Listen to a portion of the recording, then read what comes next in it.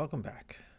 We're going to talk about how to make multiple copies of the same function at the same time. Up until now, we've been drawing the graph of one function at a time, and we're going to combine the ideas from multiple activities to draw the graph of multiple functions at the same time. So let's do a quick refresher about lists. Remember, lists are defined using square brackets and are defined either by manually inputting the elements into the list or using ... to create an arithmetic sequence. This is the list that has 1, 5, 6, and 2 in it, and this list has 33 elements that are 3, 6, add 3 more, 9, add 3 more, 12, all the way up to 99. So the thing is that a list is not just a list of numbers, it can also replace a number in a function with a single variable.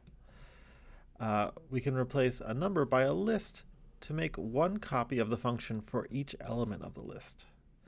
So we have here this parabola, y is equal to x minus 0 squared, and we're going to replace the 0 by a. Okay, remember so let's just do it. Remember, x minus h squared is what happens when you translate the function. So when we do x minus a squared, we get what happens when we translate the original parabola 1 unit over, that's here, 5 units over, that's here, 6 units over, that's here, and 2 units over, that's here. So we've made 4 copies of the function from the same equation. So what happens if we do this and we put in b as our list instead of a? Well, let's do it and see what happens.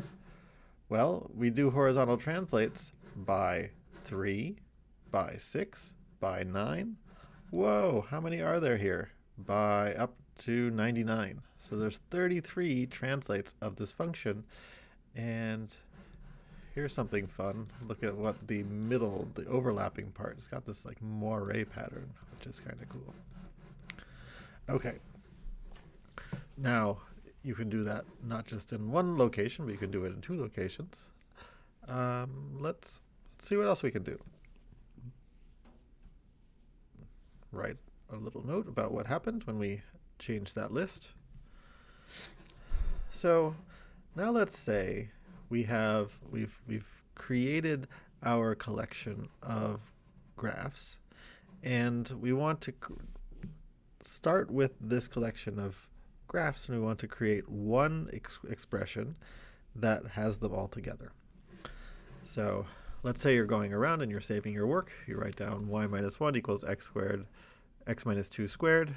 That's this parabola. Here's y minus negative 2 is equal to x minus 3 squared. Each one of these looks like y minus something is equal to x minus something squared.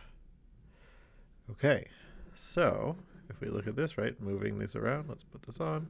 Moving around the h and the k gives me different choices for where this is going to end up.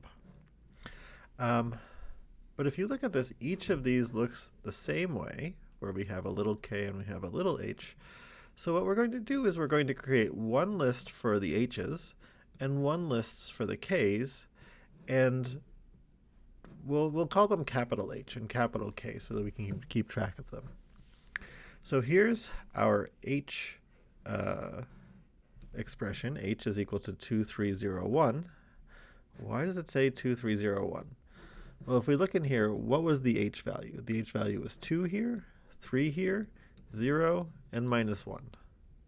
So we copied here, the h was 2, 3, 0, and minus 1. Now let's make one with a k that defines the vertical translation. Okay, vertical translations are 1, negative 2, negative 4, and 2. So let me put those down here. K is equal to 1, negative 2, negative 4, and 2, like that.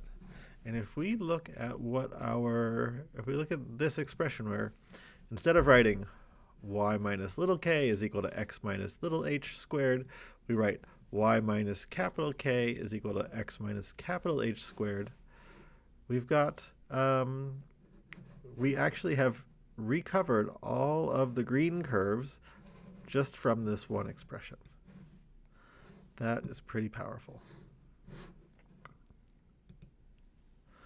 Okay, now let's look at this expression. What Desmos code would recreate this image?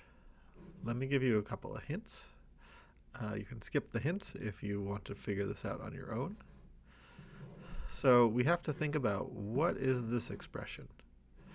This sure looks like an absolute value function of x. But now, how are these other absolute value functions different from those? What type of mathematical expression, what kind of mathematical work have we done here? Well, these are vertical translations. And so how do we do vertical translations? We have to start with y is equal to absolute value of x, and we have to take y minus k. And by changing what the k value is, we've now moved our absolute value function up and down. So use this technique and figure out which k values give you all four of these figures, and then when you're done, copy, paste each of the expressions. Okay, next. So now let's talk about making lots of copies. Let's use Desmos' ability to make long arithmetic sequences to make lots of different copies. So when you see something like x squared plus y squared equals 9, what's that shape? Well, it should be a circle. Anything that's of this form looks like a circle.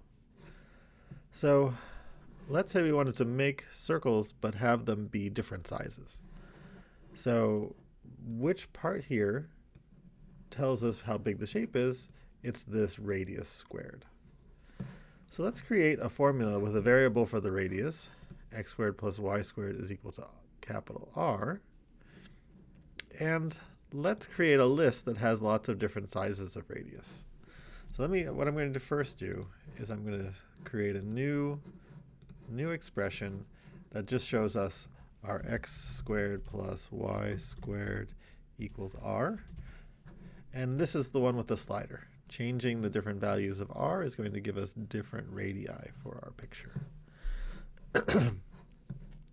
So now what we want to do is make a list. So if we do 1, comma 2, comma 3, comma 4, what we're getting here is we're getting all the things that happen when we change this radius in multiple times. So we could just put in lots of different numbers if we want, or we can use the way this list works, which is to say 1, comma 2, comma dot dot dot, comma 10, and now we get all of these radii.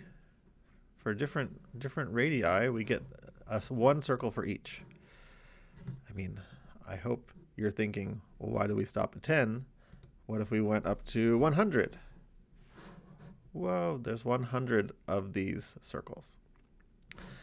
All right, I'm going to go back to 10 just to see what we have the next step. So if we shift the circles at the same time as we increase their radius, we get some sort of Doppler effect. So what we have here is R is representing the radius. And if we want to translate the circles at the same time, what we're doing is we're changing x to x minus q for different values of q. And now, let me turn off this red one again. And now what we have is we have that these circles have shifted a little bit each time. Maybe we want them to shift more. Maybe instead of 1, 1.1, we do 1, 1.2, comma 4. And now you look, these circles are kind of making this interesting effect here. Let's change this number again. 1, 1.3, dot, dot, dot, 4. Maybe make this even bigger. 1.4, 1.5. We'll have to increase the maximum to something. But now we get this kind of like 3D view of something that's happening. So let's quick recap. What did we do? This was our expression, our general expression. We realized that we could modify the radius using a slider, and we could also modify our function by, we could translate our function using an x minus h, where we have a slider now for h. Oops. So now as we move, let's put this back in here, as we move the circle and as we change the radius, we're changing both of those things at the same time. And so what do? We create one list for the radii, one list for the horizontal translation, and by creating this one expression, we're moving both of those things at the same time. Let's say we also wanted to change the vertical translation, and maybe we make that -1, -2, ... -10. We could do x minus q, y minus k squared, and now our circle doesn't go only horizontally, it also has this diagonal translation. All right, so now it's time to choose your own adventure. Think about how to explore this further. Can you use these techniques to make multiple copies of the same function, or maybe of a snippet, and put them all throughout the scene? All right, go give it a try and share what you've been able to do. Take care. Bye.